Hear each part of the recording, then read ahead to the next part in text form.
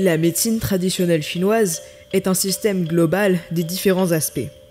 Les praticiens cherchent la nature et la cause de ce déséquilibre, responsable de l'apparition de la maladie. Ils disposent d'un arsenal thérapeutique pour rétablir l'équilibre énergétique et une bonne circulation de l'air et du sang, parmi lesquels il y a la pharmacopée chinoise, constituée de végétaux mais aussi de minéraux, l'acupuncture et la moxibustion, qui consiste en le chauffage des points d'acupuncture, la diététique chinoise, où les aliments sont considérés pour leur qualité nutritive, mais aussi en fonction des sensibilités et des besoins de chacun, et prise en compte également la nature de l'aliment, qui correspond à l'effet thermique et physiologique qu'il produit dans le corps, froid, frais, neutre, tiède ou encore chaud. Le Qigong, qui est une gymnastique traditionnelle chinoise où le mouvement, le souffle et l'esprit purifient et renforcent l'énergie vitale, et enfin des massages pour tonifier et disperser, et qui aident à rétablir le sens de la circulation de l'énergie et du Qi. La médecine traditionnelle chinoise est le fruit de la transmission du savoir et de l'expérience des anciens, dans une histoire et un cadre culturel précis qui est la civilisation chinoise. Chinese medicine history, development history, so have a very important time. As one time is Han dentist, and another means Yuanming dentist. That time is a different, very important time. A lot of people sick. So Han dentist, these people means there's a very famous people, Zhang Zhongjing.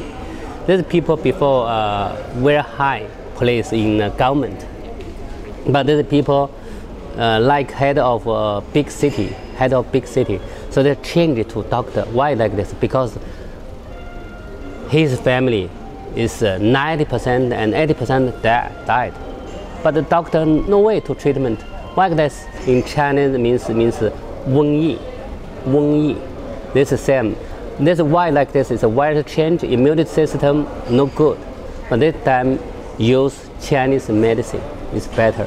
So treatment way is down heat and wait and go. This is a way. Use because it's 12 medicine together. These people some sick change. Okay, follow. So for follow. This is a people's system. You have this system, I use this medicine. You have change, okay, I change. In Chinese, it means 辨证施治. Les monts Wudang sont une chaîne de montagnes dans la province de Hubei, en Chine. Ils sont considérés comme le berceau du Wushu et du taoïsme. Dans les monts Wudang, les nombreux monastères taoïstes restent encore intacts aujourd'hui. Ce sont des lieux pour la pratique de la méditation et du Wushu qui font partie de la médecine traditionnelle chinoise.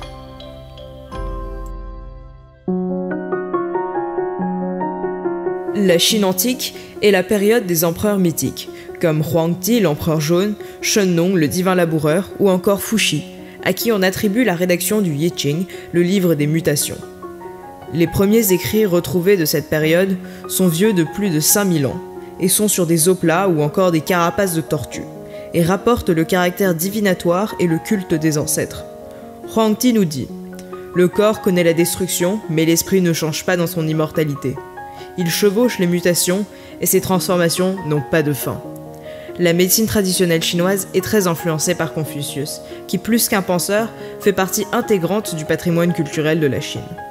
Un autre concept important de la médecine traditionnelle chinoise est celui du yin et du yang, qui est vu par les Chinois de l'Antiquité comme une succession de phénomènes en perpétuelle transformation. Dans le yin, il y a le yang et vice-versa. Un équilibre de yin et du yang dans le mouvement donne un résultat brillant. Ce concept peut s'appliquer dans tous les sujets, y compris la médecine traditionnelle chinoise.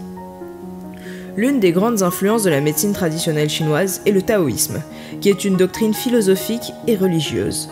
Le taoïsme est l'un des deux grands systèmes de pensée chinoise avec Confucius. Le terme est issu du mot chinois Dao, qui signifie la voie. On peut dire que le taoïsme est la religion de la Chine profonde, car il fait appel à des croyances d'une tradition ancienne, touchant les couches les plus populaires de la société.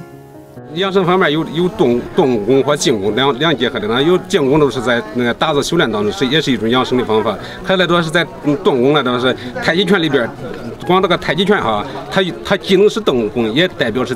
Par ailleurs, le bouddhisme, introduit au 1er siècle de notre ère, a développé la théorie de l'épanouissement, qui a pour but de se débarrasser de l'intentionnalité du désir, et donc de l'état de perpétuelle insatisfaction qui nous lie à la roue samsara, le cycle des renaissances.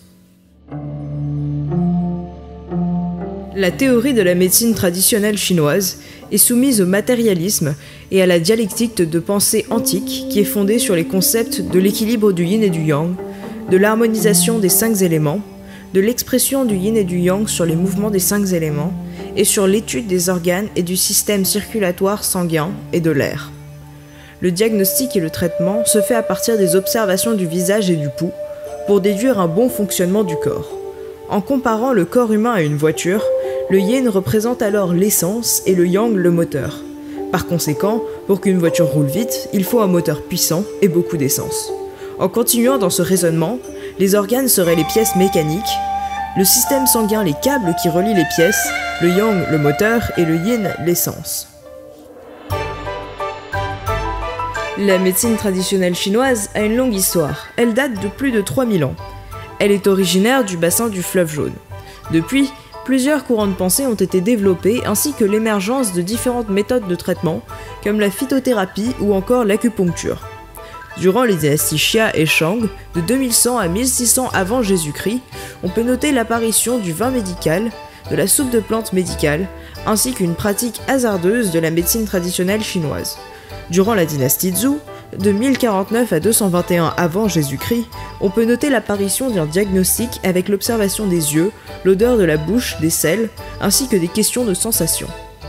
Durant les dynasties Qin et Han, de 221 avant Jésus-Christ à 220 après Jésus-Christ, on peut noter la formation des premiers médecins chinois en théorie classique, celle de l'empereur jaune, qui est un résumé de l'expérience accumulée au cours du développement de la médecine traditionnelle chinoise, rassemblant l'anatomie humaine, le diagnostic, la physiologie, le traitement, la prévention, etc., ainsi que l'élaboration d'une approche globale plus élaborée.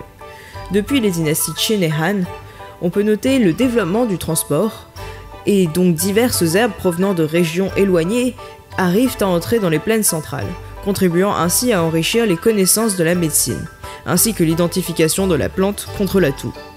Durant les dynasties du Nord et Sud, Sui Tang, 5 dynasties et 10 royaumes, de 420 à 960 après Jésus-Christ, on peut noter le développement du diagnostic grâce à l'identification de 31 sensations de pouls différentes.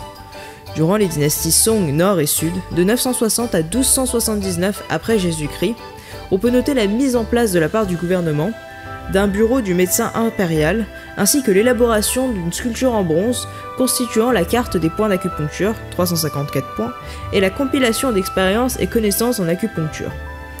Le diagnostic du pouls est essentiel pour déterminer le défaut du fonctionnement du corps. Le recensement de ces 31 sensations de pouls permet de capitaliser plus de 2500 ans d'expérience. Par exemple, le pouls flotte ou le pouls nage comme un poisson ou une crevette, etc. Ces sensations constituent des symptômes et des dysfonctionnements du corps. Durant les dynasties Ming et Qing, de 1368 à 1972, après Jésus-Christ, Li Shizeng, qui a vécu entre 1518 et 1593, qui est un médecin herboriste et naturaliste chinois, qui pendant 27 ans a écrit plus de 800 articles de référence sur les plantes dans le Compendium des plantes, une collection contenant 1892 sortes de plantes médicales avec plus de 10 000 combinaisons de plantes pour traiter des maladies. Durant la dynastie Qing, la médecine occidentale arrive en Chine, se rencontre alors la médecine traditionnelle chinoise, occidentale et intégrative. La médecine traditionnelle chinoise est basée sur l'accumulation des expériences. Nous avons pu nous entretenir avec un médecin traditionnel chinois qui, à la question « Quelle est la différence entre la médecine traditionnelle chinoise et la médecine occidentale ?» nous a répondu que la médecine traditionnelle chinoise est sur le principe d'assurer un bon fonctionnement de l'ensemble du corps, dont la prévention qui prend une place importante. Le traitement vise la cause plutôt que la maladie. Par exemple, quand on a un problème digestif, on vérifie l'équilibre du yin et du yang, la fluidité de l'air et la qualité du sang. On pourrait donc utiliser un traitement à base de plantes pour nourrir le sang et renforcer la circulation de l'air pour régler le problème. C'est une philosophie de vie sur un bien-être global, aussi bien mentalement que physiquement.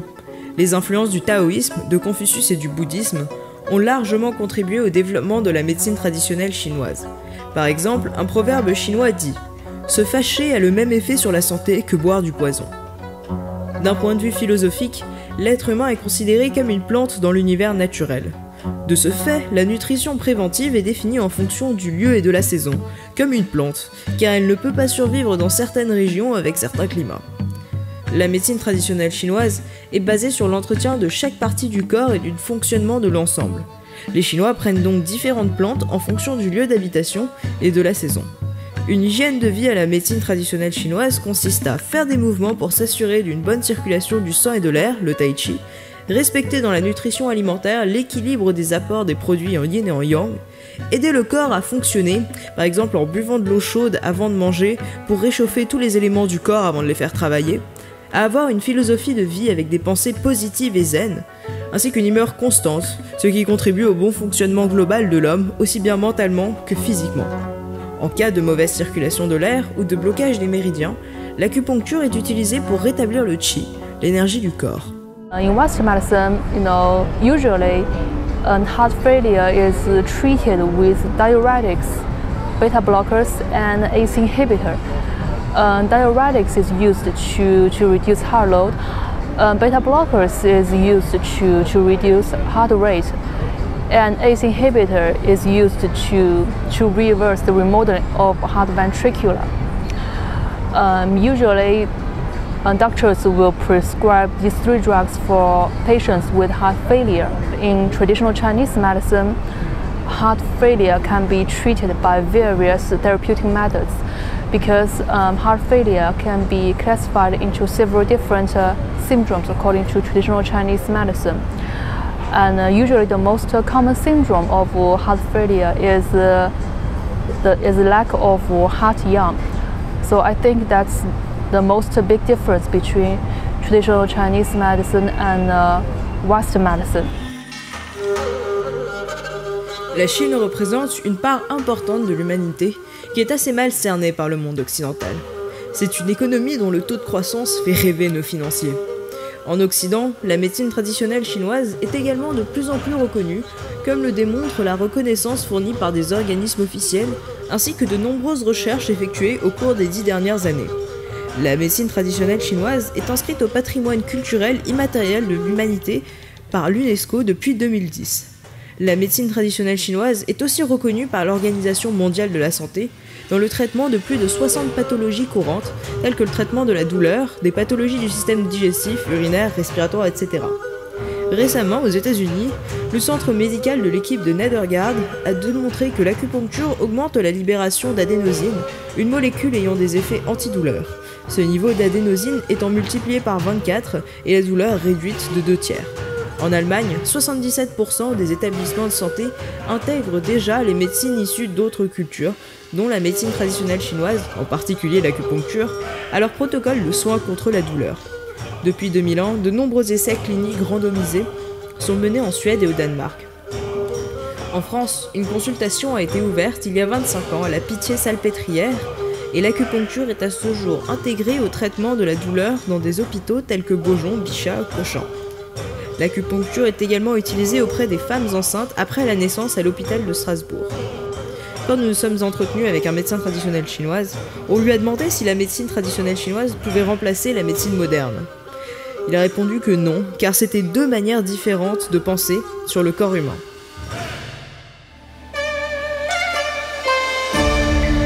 La médecine traditionnelle chinoise est utilisée contre des maladies modernes telles que l'H1N1.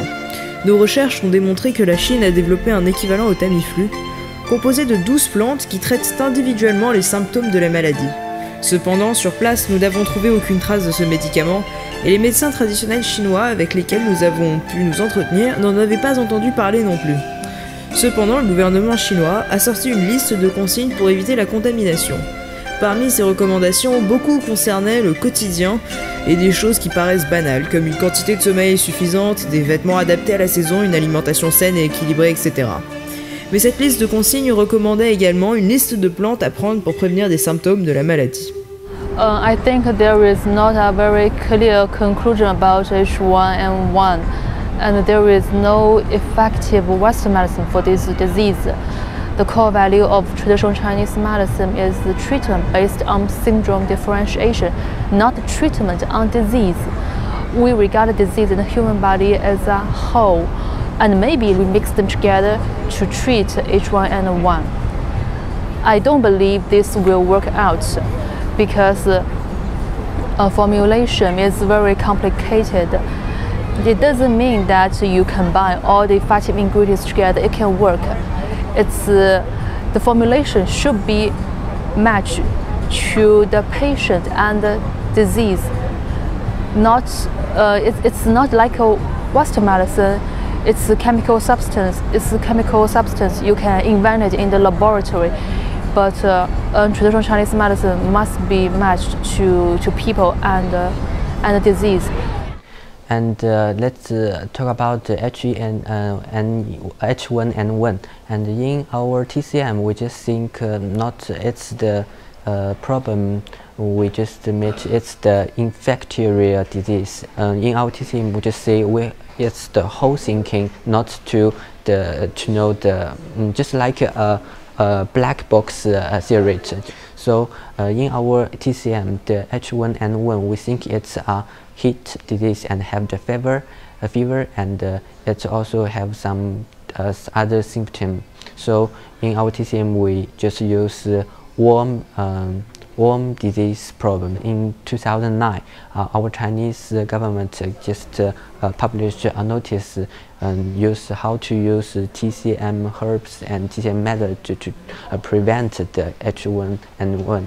And in that talk, tell me that we just divided the H1N1 symptom into some part and to prevent it. On peut aussi appliquer la médecine traditionnelle chinoise à d'autres maladies comme la malaria. Actually, malaria exists in ancient times. Traditional Chinese medicine focus on the human body and the disease, not disease itself. As to malaria, I think it's also based on syndrome differentiation.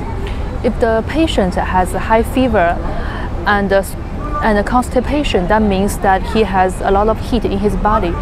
So at this time, we can prescribe herbs that are cool and cold in nature to clear away the heat from the body. We can use the method of purgation. There are 6 evils in traditional Chinese medicine: heat, cold, wind, dampness, dryness, and fire.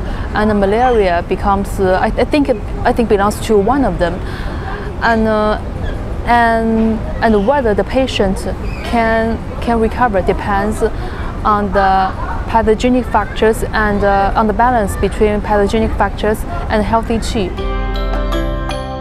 Quand nous avons demandé à un médecin traditionnel chinois si la médecine traditionnelle chinoise pouvait changer la voie du développement de la médecine moderne, il a répondu peut-être, tout à ses limites.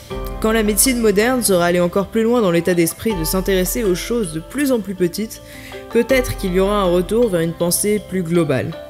Comme le dit le proverbe, les choses se développeront dans des directions opposées quand elles atteindront des extrêmes.